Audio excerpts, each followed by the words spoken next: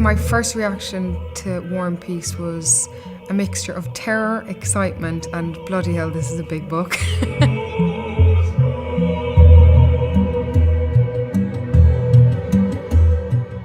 It's a really young story. It's a story about love and loss and life and death and how people grow, and especially how the youth of 19th century Russia find an identity. It's about three families and the parents and their relationships with their children, and the children and their relationships with their lovers and their brothers and their sisters. They're totally recognisable, sympathetic, everyday, universal norms, which everyone can relate to. Andrew's adaptation is, I mean, it's, as you would expect, it's fantastic. And he's also not been afraid of allowing us behind the curtain a little bit more than Tolstoy would, perhaps. So he sexed it up, as Andrew always does. So Princess Maria is the daughter of Prince Nikolai Bolkonsky. She's a character where a lot of her life is controlled by lots of different relationships and kind of the situations that she's in.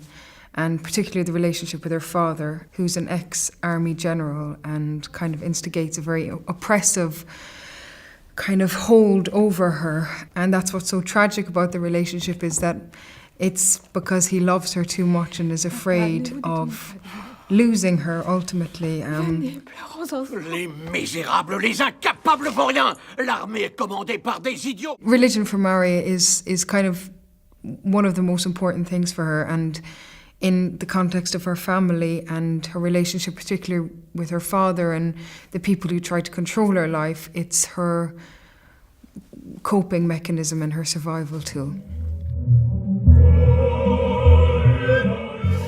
So Andre is a young aristocrat, very wealthy, very well educated. He's the son of Prince Bolkonsky.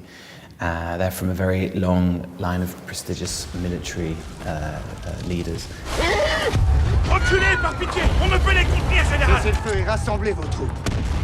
Les hussards de Pavlograd à la So I charge. think he's become incredibly disillusioned by that world. So I think that's what his cold exterior is about. It's a defense against that world. And then he's sort of coaxed out of it by his sister, by Natasha, by Pierre, and you start to see that there is a warm man who does love life, but is unable to love the life within that world. I think Princess Maria's relationship with Andre is probably the most important to her, and I think she looks up to him so much, and he's her big brother and she adores him and will do anything to make him happy. They've formed a very, very close relationship, and really Maria is the closest friend and ally Andre has, and I think vice versa as well. Filming War and Peace in St. Petersburg, in locations like Catherine's Palace, was extraordinary.